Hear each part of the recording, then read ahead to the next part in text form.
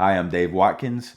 Now, I've noticed a boutique video label around online called Indicator. I finally decided to check out one of their discs. Now, they have a very impressive packaging, and I did notice it online. And I was like, that looks cool as far as the packaging and all that. And this one is Shiver of the Vampires, and I got two of them, and I'm going to reveal later in the video the other one. It's going to be a very... No, I'm just kidding. I'm just going to go ahead and tell you what it is now. This one is two orphan vampires. I'm assuming it's about two orphan vampires. I haven't watched it yet, but the clue is on the front cover. Just this one says Shiver of the Vampires. It does have vampires in it. Not so sure about the shivers. In French, it is Les Frisons des Vampires. No, Les Frisons des Vampires. It is a French movie. It's directed by Jean Rollin, who directed several vampire movies. This is his third one. And his most famous one, which I also haven't seen, is called Fascination. He also directed some porn, which I've never seen any of them either. But he's a French director. This is a very indie movie, and it's got some interesting stuff in it. On the back cover of this, it says, "A world of sex and violence." So to me, that makes me think we might be in for maybe some trouble here. It might go a little overboard, maybe, but and it does go a little overboard. But I will say there's not much sex in here. There is a pretty good amount of female nudity in the movie, and there is some violence, but it's not. Neither one of them are really overkill. So let's take a look at this movie's packaging first. Again, this is a slip box. I kept the plastic on it. I cut it out here and got the movie out. As soon as I keep the plastic on, just to keep it in better shape for longer. So inside we have this is the disc, and this is a booklet. Now there's the female vampire from the movie, kind of odd female vampire. And this booklet's pretty neat, and there's a couple of servants, women from the movie. They called maids. The director calls them that on the commentary. The Shiver of the Vampires. The world of internal darkness. That's what it says anyway. And so forth. They got there's some nudity there, but so in this, here's the disc inside. Now I do like the simplistic design of the cover. It does bring. This is a 1971 movie, a little bit before I was born. I was born later in that decade, but I do like. It does kind of bring to mind that era of time. It's a very simple drawing about the movie. And see, there it is, Les Frisons des Vampires. That's the French. I guess it means the Shiver of the Vampires in French. This movie is subtitled, so you have to have tolerance for subtitles to be able to watch it. It starts out not as much dialogue earlier on, and it kind of, some of the shots to me seem like they're held probably too long. But later on, once you get into some more heavy dialogue scenes, you're kind of wanting the shots from before that were less dialogue, because then you realize I'm trying to, having to read and trying to watch it at the same time. But that kind of happens with subtitle movies. This film is really bizarre. It is more bizarre than I don't. You can probably imagine. It is 70s, so it is a little draggy. It drags a little bit. But I'm going to go over some of just the illogical shit that happens in the first act, and this may seem. I'm going to do a little bit of a play-by-play, but I'm also going to talk about why it's ridiculous. So Now, the first couple of scenes aren't necessarily ridiculous. The first one opens up, it's a black and white scene. This is the director's first color film. And so it's a black and white scene. You got two coffins, and outside of this kind of a, in this graveyard, and there's some guys carrying these coffins into their mausoleum or whatever. There's a lady in black, the widow, watching on. Okay, and then that happens, and then it cuts to present day, or is it present? But it cuts to some, yeah, it cuts to the back to this castle. There's this castle keep where there are some vampire. Well, there's a vampire there. But there's these servant ladies walking around, and at this point, I'm thinking, because I'm reading the back of this thing, like a world of sex and violence, and I'm thinking they might just go for it right away, but they don't go for it right away. Now these women are the servant ladies are walking around fully clothed with dresses on. Later on, they walk around with no clothes on. But in this opening, I guess for some reason they thought that they needed to not start off with no clothes. They kind of lead into that. So the servant ladies are walking around, and then you see some other guys who are vampires like staking themselves, and then this female vampire rises from the grave, and then they see her, and that's kind of the opening of the movie. Cuts to, I guess, the next day, and this is when it gets really illogical in a way. And so I don't know how they do this in France, but I assume when you get married in France that after the wedding you take off your wedding attire. You don't just keep it on for a long period of time. But I'm thinking that the director just had him keep it on because he thought it looked cool for the movie. But so it cuts to the car. This car, there's a bride and a groom in the car. They've left their wedding. They're both. The bride's got her dress on. She's got a tiara, this long veil, and I think it's a shroud. It goes all the way down and way past the ground. She has to hold it up and able to walk. He's just got the suit on, whatever with that. But so they're on their way to their honeymoon. They're in their car. I guess at that point it makes sense for maybe she could still have the dress on, but I think usually you would just want to. It looks very uncomfortable. You think you'd want to get that off pretty quick, but they get. So on their honeymoon, they are going, and they have decided to go to this castle keep that is owned by her cousins that she has apparently never met. But they think a good idea would be just to go on their honeymoon to this place with these weird cousins that she doesn't really know.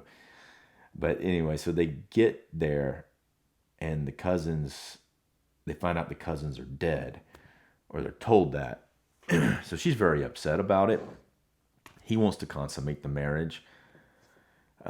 You think that would put a little damper, obviously, on everything that's going on. It's like, at that point, I would think the best thing to do would maybe be to leave. But she wants to go see her cousin's tomb, and she for some reason, wants to go see it alone. And he's like, why? That's a legitimate question. She's just like, I just want to. I got to go see it alone.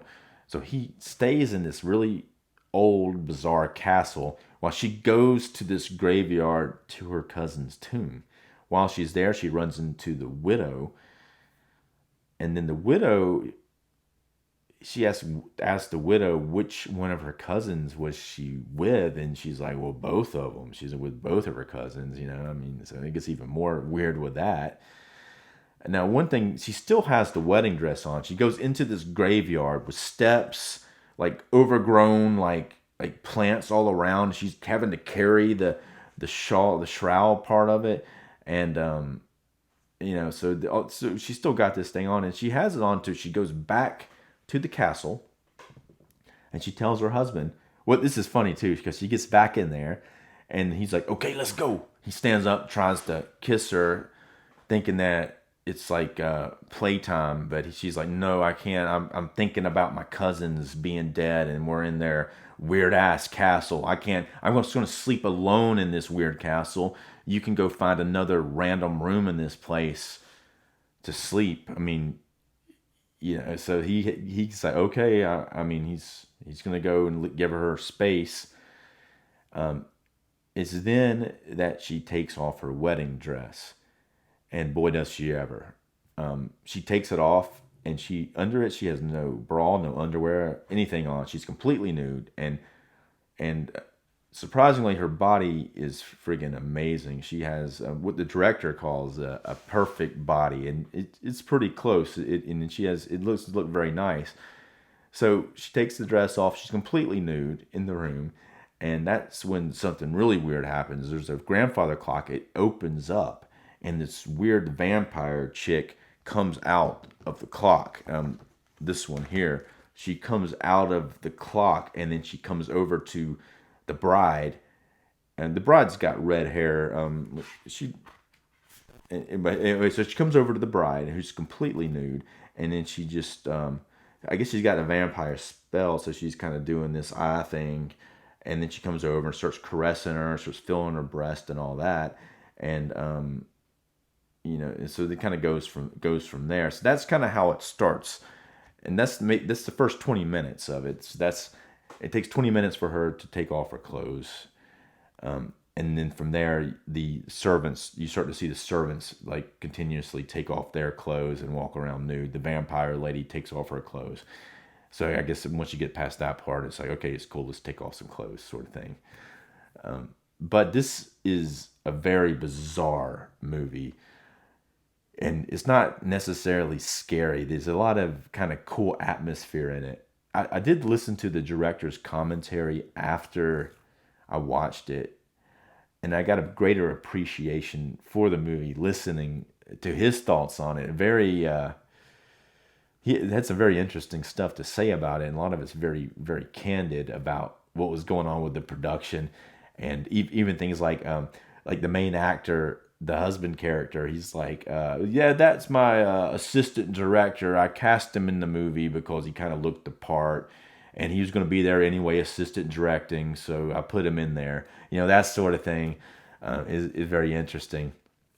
But the thing that really is cool, listen, I mean, this is a very indie budget movie, and so what they actually shot in a real castle keep. Almost probably 90% of the movie was shot on location there, the exteriors and the interiors. Now they did have some set design brought in to dress up the keep and make it look somewhat livable, because it's really like a deserted old castle. So as far as the way that it looks, and if you think about it with that, it does look really neat, and knowing that this is a real location and not a set, it adds a lot to it. It is shot very oddly. There is a lot of effort. I mean, it's shot odd, but at the same time, it's on purpose. There's a lot of interesting, intricate shots. He does some weird lighting. There's a lot of, like, sometimes something will just be red for no reason. Like, there'll be a whole scene where everything's red, or something in the foreground's like just red for no reason. But it's just for looks, and it adds an interesting aesthetic to the movie. The vampire stuff in this movie. So this is 1971. Vampires have been around for a long time. Bram Stoker's Dracula was kind of a lot of times that's what people will go off of it, but it doesn't seem like he necessarily is going to stick to those type of rules. There's definitely some areas in this movie. I think a lot of it may have been down to budget or not being able to do certain special effects, but there does seem to be some things off a little bit about the vampires. Now, about the main character's cousins in this. So they've been turned into vampires. They eventually show up, and these two are the weirdest, kind of hilarious characters that you see in the movie, and they kind of play off of each other. They show up and they act weird, and they are vampires now, and they apparently were vampire hunters before they were killed, and then they were turned into vampires. And unfortunately, you find all this out through a lot of exposition dialogue, Now, this is a cool idea. It could have been established even before the movie, like seeing them hunting some vampires and get turned into vampires. But they're apparently the director let these guys improv a lot, and they do pretty good with it. And they're pretty standout characters. There is a sense of humor to the goings on in this movie.